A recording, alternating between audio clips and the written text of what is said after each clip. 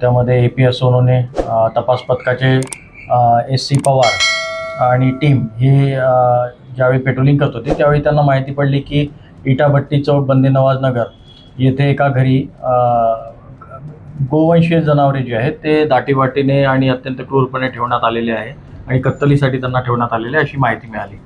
त्यावरून पथकाने तिथे रेड केले असता शेख नसीम शेख हकीम कुरेशी यांच्या घरी मागे पडक्या जागेत असे 9 गोवंश जनावरे एकदम दाटीवाटीने चारा पाणी न देता त्यांना क्रूरपणे ठेवण्यात आलेले होते आणि ते जनावरे मग गोरक्षण येथे पाठवण्यात आले आणि आरोपीवर महाराष्ट्र प्राणी संरक्षण अधिनियम व इतर कलमान्वये गुन्हा दाखल करण्यात आलेला आहे. आरोपी अटक आहे आणि जनावरे सुरक्षितेकरता गोरक्षण येथे रवाना करण्यात आले. शेख नसीम शेख हकीम कुरेशी असं पकडण्यात आलेले आरोपीचे नाव आहे. त्याला ताब्यात घेण्यात आलेले अटक करण्यात आले.